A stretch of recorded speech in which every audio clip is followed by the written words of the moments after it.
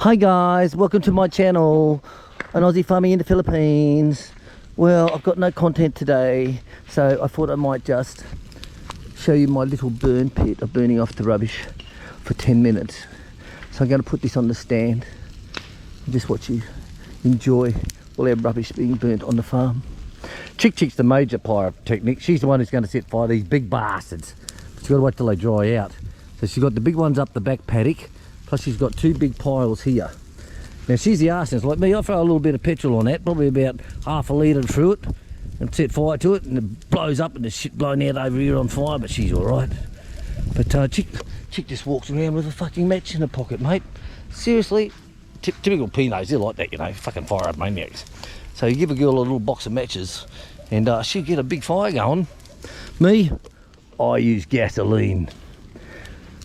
I put the diesel can in today because what I want to do is put like a couple of litres of diesel, soak it into the bottom so you get a big roaring fire coming up through the top.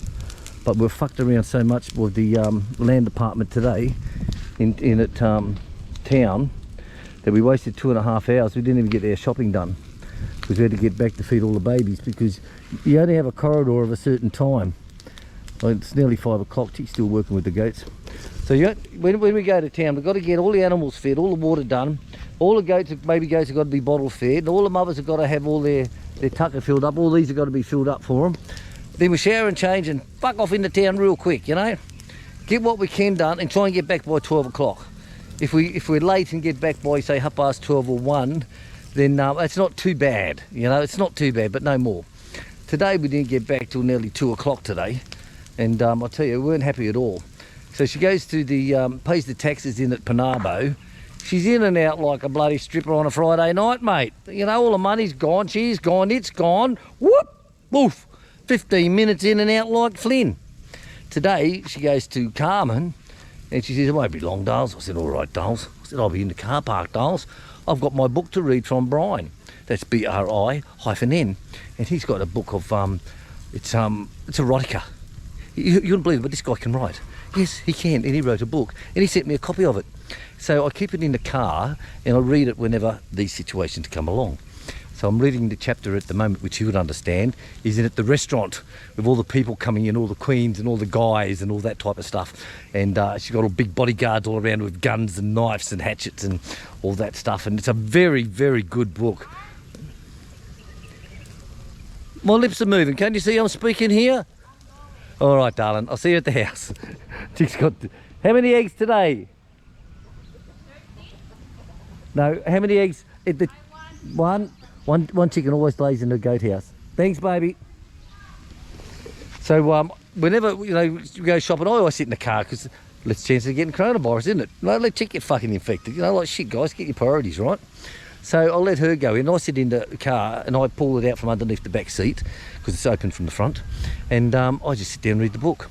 And I'll tell you, it's a bloody good book. I'd love to see it in a movie, and I think what would even be good would be a, you know, those talking books would be really good because I don't think a movie would get across what they're thinking, you know, because it's very deep thinking. It's a very good book. If anyone sees Brian on the comments, BRI-N, just say to him, how's your books going, mate? And if you want, ask him for a copy. You know, how much they cost, I don't know. You gave me one to free because I'm a fucking nice guy, you know. But seriously, well worth reading. And I read it every time. So I finished off that chapter in the hotels and a new chapter started. But nearly 2.5 hours, Chick was inside this fucking place. I said, oh, what are you doing? I thought you might have had a heart attack and been in jail, been in hospital, sorry. And I'm sitting out here in the car bloody reading the book waiting for you and you're fucking dying. And she says, they've got no fucking idea what they're doing. She ended up got that pissed off. She said, I want to see the boss because your system that you got in place is not working. 2 hours I've been sitting here, 2 hours, and you're telling me that you still have to get, you're still checking in case there's increases. Well, FMD, she says, 2 hours? Why isn't it done before we all come here and pay it at the beginning of the year? So she had to wait for about another half hour, and she told him mine. See, if you see Filipino women who work overseas, they see what the real world is like and they realise it's not like what you fucking see here in the Philippines. You know, all these other people go in and they'll sit there for an hour and fucking twiddle in their thumbs and, you know, they're like, they got folders. Filipinos, you always see them walking around with fucking big plastic folders full of documents. Whole country runs on fucking folders and documents. Seriously. Fuck my dog, mate. You know, you see them all carrying all these fucking folders. And all like, there'll be like 10 pages to a document and maybe 3 or 4 copies to the document. And they all have to be in line as per what they've printed out. Number 1 must be this document. Number 2, this document. Number 3, this document. Must be in this coloured fucking folder. Staples must be on the left-hand side, 1/4 inch from the fucking top. You have to do all the admin work for all these fuckers here. Seriously. Yeah, even if you go to immigration, you have to do the whole...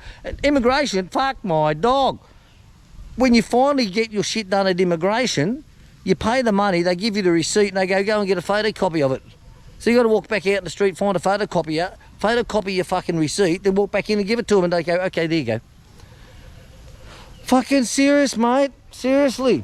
So 2.5 hours, chick, and chick, there's no coconuts up here. So chick gives them their mind, mate. She says, hey, you know, like, fuck my dog, mate. She goes, when I went to Panabo, she said, for my Panabo blocks of land, I've got 3 blocks in Panabo, she said, 15 minutes in and out. Here, 2.5 hours. And you call it a system? You got a system in place? Well, I don't think you know what a system is. So she gave him a fucking good gutful, seriously. And I don't blame her. You know, she's like me. She hates being fucked around by people who are idiots. You know, like whether they sit there, this is my rant of the day. Oh, the burn pit's still going good. Don't worry, I'll get back to that. So whether, sorry, I'll let you down, I'll get you back into here. So whether it's the government people who sit there, if they serve 1 person or 10 people or 100 people, they just don't care. Like, they got a fucking job, you know. They don't care. And they used to shut down at lunchtime. You know, 12 o'clock, fucking door was shut. And you'd be sitting there already for fucking 2 hours. They'll all have their lunch and have a cat nap, fucking all be fucking sound asleep. Well, Vietnam's exactly the same. Seriously, Vietnam, well, fuck yeah. And 1 o'clock they open up. But now, for the last few years, they've got no noon policy, which means you're open from 10 o'clock or 8 o'clock in the morning. Oh, that's fucking scary. I want to go bang, push all the cans. So now they've got a no noon policy where if they've got 10 people in the office, we usually use 10 people as a sample, then 5 will eat, the other 5 will service the fucking counter. You know, like the normal world, you know? And if they've got 3 people there, well, I'll say, well, I used to eat and I'll look after it today, you do it tomorrow. You know, and they've got big signs up everywhere, no noon fucking lunch breaks. You know, because Duterte's trying to get shit going back into the country to say, hey, we're not living in the 17th fucking century. You know, the Spaniards aren't here anymore. We can move on. We can be smart fucking people like the rest of the world. So Duterte's got his shit together, mate, I tell you. Well, fucking scare the shit out of me. Right, so there you go, guys. So that's my rant. So we didn't get a lot of things done because we wasted 2.5 hours at the tax office paying the monies. It's the wrong guy office there with fucking Carmen. But seriously, Panabo, 15 minutes in and out. Bang. Here's your last 3 receipts. Bang. They look it up on the computer. They go, yep. They go, yep, here you go. That's the same price. Bang, thank you. That block of land is 10,500. Fucking here you go. Here's that money. This block of land is this much. This block of land is that much. Thank you very much. That's how fucking easy it is. But I'll tell you what, them people are Carmen. Fucking useless. Seriously. That is what we say in Australia. They couldn't organise a good night out in a brothel with a handful of $50 bills. Seriously. Right, so the burn pit's going fucking good, guys. Look at that, 10 minutes of watching the rubbish burn. Hey? Oh, I like that. The burn pit used to be way up over here. Way up past where the chicken is, used to be past over there. And when we got the back-end loader in to fill all this, we actually filled all that up and moved a lot of this landscape down. We cut a foot of dirt, we pulled out of here and pulled down through here, and pulled all the drains out. That was all down through here, and we got as far as we got. But this is the new burn pit. We've had this now since probably 2 years, so she's starting to fill up, but it's doing the job. Look, she'll be right, mate. We get in there with a pitchfork and we throw all that rubbish up the top, mate, and we got a fucking happy burn going there, mate. Before I get a kangaroo on there, mate. Get a kangaroo or a big lizard, goanna. Put a big goanna on there, mate. Me and my sister, mate, we look after you, mate. You got that flagon? Alright, guys. Gonna let this burn. It's 5 o'clock. So that means I've got to take the dogs to the gate. Catch you later, guys. See you later. And don't forget, Chick's channel, One Pinoy Chick Chat. Yeah! We're trying to get her bloody join button sent up. We're trying to get something organised with Chick. It's the same thing. I was trying to go to a bloody whorehouse with a handful of 50s and get some bloody entertainment. Impossible. Fucking useless. But not to worry. Love you, leave you guys. Don't forget, there's videos up here from our subscribers. Have a look-see. And we had a birthday call out. Oh, shit. Hang on a sec. Right. So I had to do some checking on that one because people send you emails and people also send you comments. And, of course, we're all different names. Like if I send someone an email, a comment, we're an Aussie farmer in the Philippines, and I'll go, hey, yeah, it's my 61st birthday as well, and I'm still as hard as a cat scratching pole. Bloody, I have a bone that big each morning, a dog can't bury the fucking thing, you know? But when they also send you an email and say, hi, this is blah, blah, blah, blah, blah, my 61st birthday as well. Got a cat scratching pole here. Wake up of a morning, I'm playing Indian tents, mate, I'll tell you. Got a heart on that bloody big, you can't bloody kill a dinosaur with a bastard.